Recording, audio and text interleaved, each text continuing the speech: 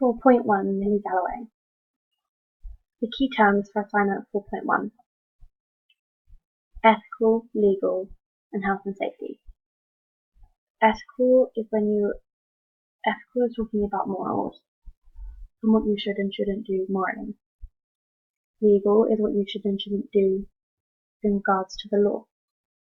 And health and safety is talking about how to stay healthy and safely whilst doing the experiments. That was all pretty self-explanatory. Moving on to the Nazis. In World War II, the Nazis conducted many horrible experiments on Jews and people of minorities. These were experiments that could have been classed as torture and resulted in fatal injuries and death. This inspired the Nuremberg Code.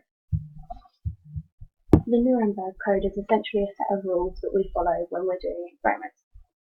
You must have voluntary human consent. So, human consent is obviously saying that the participant says that they are okay to do this experiment. The results must be for the good of society.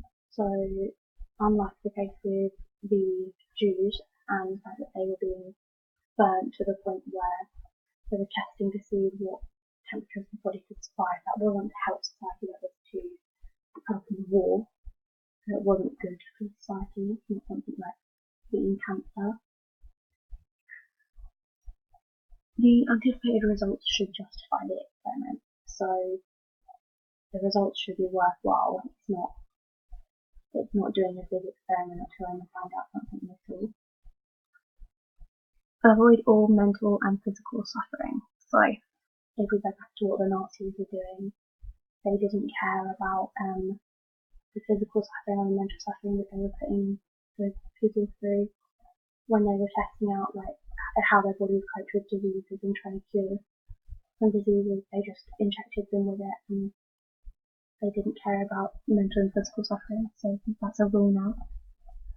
No experiments conducted with the risk of death or disability, so those experiments, like I just said about the diseases, they would not have been able to have occurred. Minimise the risk of the subject. These are all sort of similar in the fact that you just don't want to hurt the subject. They come first. Proper preparations and facilities for the subjects, so that means that everything's prepared and it's not rushed and everything is safe and healthy, like we spoke about as a key term. Experiments can be conducted by qualified individuals, so that means that the experiments can't be conducted by anyone. They have to have the recommended qualifications and certificates to say that they are allowed to do that. Subjects can withdraw at any point, so this is a very key point, the right to withdraw. So when the Nazis were testing the Jews weren't allowed to just stop. With the right to withdraw came, and it's really important that the subjects feel that they are able to say that they do not want to continue and they're allowed to do that. And the scientist must be prepared to terminate the experiment at any point. So say one of the subjects do want to withdraw, there has to be like a red button on the experiment which stops everything from going ahead and gives the participant the ability to get out. After the Nuremberg Code came the Declaration of Helsinki. So the Declaration of Helsinki is another set of rules. I won't go into all of them, but some are risk versus benefit, so the risk of the experiment versus the benefit of the outcome. Conducted by scientifically qualified people, so that's similar to the Nuremberg Code, they have to have qualifications. Subject's right to safeguarding, that's similar to right to withdraw. Informed consent. So in the Nuremberg Code we spoke about the human consent, so informed consent means that the participants know exactly what they're actually getting into before they even start the experiment. Okay, let's move on. So nowadays, and in association to what I'm doing, we would be thinking mostly about BASES. So BASES stands for the British Association of Sport and Exercise Sciences. So if we were to conduct an experiment in relation to sport and exercise science, we would be linking more towards BASES than the Nuremberg Code or the Declaration of Helsinki, although those rules are still very important and we have to abide by them. So you will become BASES accredited, which means that the organisation BASES basically gives you a higher level, like another qualification. It just makes you look like a more alive scientist, and it gives you a higher level, a bit like when you get a degree over getting an A level. It gives you more reliability. People are more likely to employ you to do the experiments if you are BASES accredited. Right, moving on. Moving on to the scenarios. In scenario 1, there are positive things that have occurred. A half-day visit has been pre-organised, therefore this experiment is likely to have been thought about and pre-planned, which should reduce the risk of things going wrong that could harm the participants. So in this case, the gymnasts, the researcher, and the organisation. The use of half a day will aid the researchers in the experiment. The experiment will not be rushed and therefore can be done properly, and the correct time will be taken for the necessary precautions, which can prevent physical harm from occurring, such as laying down towels on the floor around the bath to prevent slips and evaluate any lab risks. And although not mentioned, it gives the researcher time to make sure the subject is prepared. A consent form has been given to the parents of participants are under 18. This is important because when you're under 18, you may not fully understand the actions that you'll be undergoing and the risks that come with it. You have told them they need to put some swimwear so the clothing is appropriate and reduce harm from the participants, with spiky tops being worn that could cover the participant's mouth and stop them from breathing. You record everyone's results so that the test is fair. However, there are many things wrong with this scenario. The first thing noticeably wrong with this experiment is the consent form is described as generic, leading me to believe that it would be something like what is in the top left of your screen. This is an issue because the consent must be informed. A generic consent form which says something like, I as a parent/guardian give consent for my son or daughter to participate in an educational study about body fat among young British gymnasts would be quite concerning, as you do not know what activity you are actually doing, or why you have been asked to do them, and any possible side effects that might come with the experiment. If this consent form was questioned, it could cause the researcher or organisation receiving a fine or a suspension from conducting any research, stopping them from conducting further research. It then appears that the gymnasts are only told when they get to the lab that they need to put their swimwear on. This is not proper precautions and preparation of the subject, and could cause some participants to not having the correct swimwear due to the lack of communication, which, if the experiment would be continued, could cause false results and could endanger the participants due to the baggy top, like I spoke about earlier, covering the participant's mouth, which could cause physical harm, leading to researchers potentially being suspended and banned from Brighton University, stopping them from being able to experiment further in the future.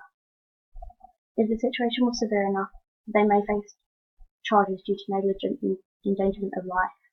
The lack of time for the participants to change means that they are made to do it even in the lab, even though some are reluctant.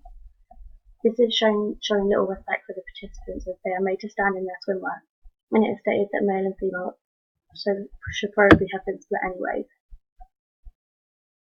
Respect is really important in experiments, as respect means that no psychological harm can occur to the participants, as they feel respected by the researchers at all points.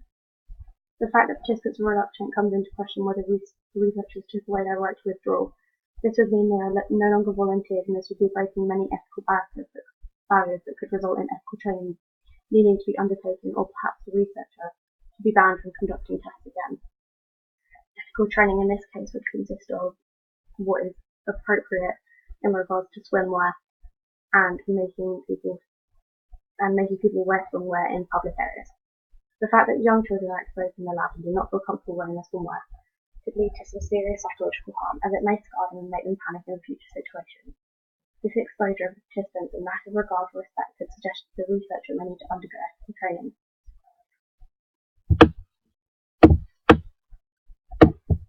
The final issue with this scenario is that the results are published and do not get disclosed by the researcher prior to the experiment, meaning that the researcher broke the Data Protection Act, as a result should be confidential and anonymous.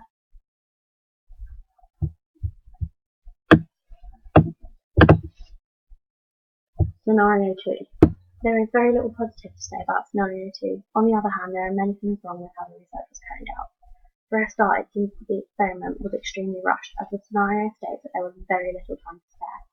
This in itself causes some problems, as it means that the likeliness of the experiment being carried out in the way it was planned is unlikely due to time constraints. The research is taken in the form of a VO2 max treadmill incremental test, meaning that the participants are going to be physically and psychologically pushed to their limit. Due to the fact that participants were rushed into the test and there was little time to spare, it sounds like the participants were not briefed on what they would be doing. This could cause psychological harm for the participants because if they are not prepared for what they are about to endure, then it could potentially scar them.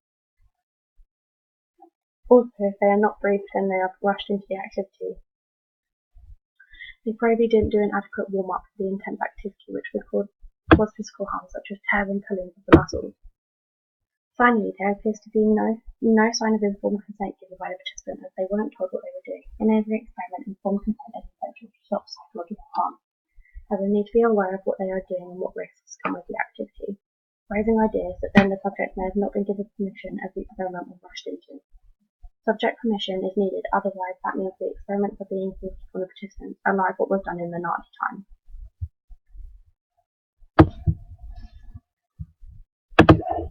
Due to the test being a VO2 test, there should have been a health screening questionnaire done at the beginning of the experiment to outline any medical issues that could have caused an issue when pushing their body to the max. Example questions are on the slide of what you might get in a HSQ. Do you have asthma? Do you have a history of heart conditions? Do you eat regularly? How much water do you drink a day? And do you have any existing injuries? These questions would be vital to us before you do the VO2 max, as it could endanger their lives if not.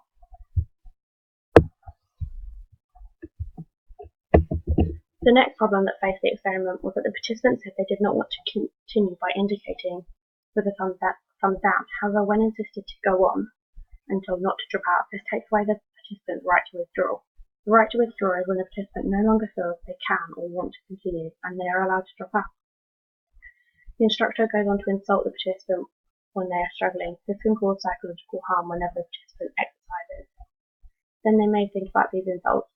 It could also cause physical harm as the participant is being pushed past their limit. We can see that as the participant gets so tired, they slide off the back of the machine, twisting their knee. So because the participant's right to withdraw was taken away, the participant got physically injured due to exhaustion. There is also a question of health and safety here. If the instructor knew that the test pushes you to the limit, then the health and safety measure should have been put in to help you get off the treadmill. This means that the health and safety executive would have had to enforce rules such as there must be mats placed around the treadmill. The only positive in this scenario is that the instructor recognised at this point that there was a need for first aid. However, when realising he couldn't reach the first aid kit, he sends the participant to run his leg under cold water, which is not adequate when they need more intensive first aid care. This could cause physical harm as it means they are not receiving the right treatment, leading to the injury potentially worsening. If the participant's condition worsens due to the lack of correct first aid, the researcher may receive a fine or some jail time, and they would no longer be able to conduct experiments. The fact that the researcher didn't get up to look for the first aid kit may have been the right decision in the moment, as the researcher may have had to supervise the other participants, therefore suggesting that maybe the researcher to participant ratio was not correct and that there should have been more supervision if there was not enough supervision. Then the researcher shouldn't have allowed the participants to partake in this test. The participants shouldn't have been allowed to continue due to the severity. Participants shouldn't have been able to continue due to the severity of past injury at this point, and the test should have been terminated. Finally, the experiment, when it took longer than expected, was changed, in that the better boys were done first. This goes against equality, and the females were not recorded, and the results were not valued as highly as they should have been to be equal. This goes against an ethical barrier, equality and impartiality. It shows that the researcher had favourable liking towards the males. Scenario 3. In Scenario 3, the client has done a medical questionnaire, but the questions and answers are vague.